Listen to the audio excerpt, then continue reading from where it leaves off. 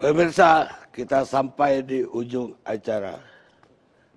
Saudara Boni katanya mau menambahkan? Saya tadi lupa menambahkan satu alasan bagi saya kenapa pilkada ini mesti dilanjutkan, yaitu keprihatinan dan kepedulian saya terhadap masyarakat di beberapa provinsi, kabupaten, kota yang perwakilannya datang kepada saya dalam 1 tahun terakhir sering. Mereka gelisah datang bawa cerita, bawa daftar masalah, ada dugaan korupsi besar-besaran oleh gubernurnya, oleh bupatinya dan sebagainya. Dan mereka sangat berharap pergantian kepemimpinan itu satu awal baru bagi daerah. Dan saya pikir ini yang perlu dipertimbangkan. Salah satu contoh misalnya, dengan segala hormat kepada Pak Gubernur Kalimantan Utara, Pak Lamri, saya kira pengadilan yang akan memutuskan Bapak bersalah atau tidak. Tetapi banyak kader muda dari Kaltara datang ke saya dan mereka tiada henti bawa dokumen bahwa ini ada persoalan korupsi, persoalan ini di sana. Maka muncullah tandingan-tandingannya. Ya misalnya ada sosok jenderal polisi di sana dulu, sekarang maju di sana Bang. Ya namanya Zainal Arifin Paliwang. Ini orang ingin bawa perubahan, ya kurang lebih begitulah kampanyenya. Tapi kan ada satu isu besar di Kaltara. Ada satu isu besar di Kaltara itu soal perbatasan. Ini soal wilayah perbatasan. Ini enggak kampanye kayak Bang Fahri lain. Isu soal perbatasan dan ini sampai sekarang kan belum tuntas. Nah padahal ini gubernur harus bersikap tegas soal perbatasan kita. Kan ini salah satu provinsi terluar. Lalu kemudian juga datang dari Papua Bang. Beberapa orang kecewa karena bupati itu kemudian memperlakukan uang-uang dari pusat sebagai uang pribadinya. Jadi dia bagi sesukanya. Ya, ada juga gubernur di Papua yang bagi sesukanya, bupati yang nggak dukung dia nggak kasih. Jadinya apa? Anggaran dana otsus yang begitu besar itu justru tidak mensejahterakan rakyat, memperkaya komprador lokal yang bupati, yang gubernur. Maka dalam konteks seperti ini, ya pilkada harus dijalankan. Apalagi kalau kita bicara soal ada bupati, ada gubernur yang kemudian berkorelasi. Anda menambahkan jangan panjang-panjang dong. Anda cuma nambahin. Siap. Makasih Bang. Okay. Saya mau tanggapi aja. Bang Boni harusnya tanya juga ke para dokter, para tenaga kesehatan, para pengubur jenazah. Apa kondisinya COVID saat ini? Jadi jangan melulu tentang hanya aktivitas politik saja. Itu aja Bang Karni. 30 detik, ini 30 detik. Jadi begini Bang, gara-gara itu ya.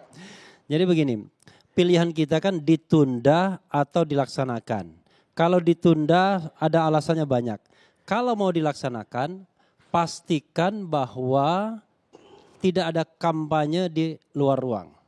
Dan itu bisa dilakukan dengan DPR, karena ada waktu untuk merevisi undang-undang, bisa oleh pemerintah dengan Perpu, tapi kalaupun DPR dan pemerintah tidak mau mengeluarkan produk hukum apapun, saya katakan KPU memiliki legitimasi untuk menyelamatkan nyawa manusia, karena ini dianggap sebagai suatu loopholes, kekosongan hukum yang harus dia isi melaksanakan pilkada dalam masa pandemi. Saya kira itu. Makasih. Baik, sudah menambahkan 3 narasumber. Maka saya akan tutup acara ini karena satu narasumber kita tidak bisa dihubungi lewat Skype. Pemirsa, saya hanya mau ingatkan dengan pidato dari Presiden Ghana pada 27 Maret yang lalu di Kongres Serikat Dagang Ghana.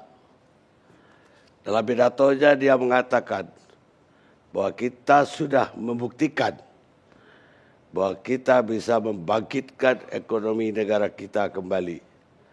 Yang tadinya 3,4%, sekarang kita tumbuh 7%. Tapi kita sudah buktikan bisa membangkitkan ekonomi, tapi kita tidak tahu caranya membangkitkan nyawa manusia kembali. Dan akhirnya saya harus ulang lagi pernyataan dari Marcus Tulus Cicero yang mengatakan polus solus populi lex salus populi lex suprema esto. bahwa hukum tertinggi sebuah negara itu adalah keselamatan rakyatnya. Dan itu dikandung oleh pembukaan Undang-Undang Dasar 1945. Jadi hukum tertinggi negara kita sesungguhnya adalah keselamatan rakyat Indonesia. Pemirsa, kami diskusikan, Anda yang simpulkan. Kita ketemu ALC yang akan datang.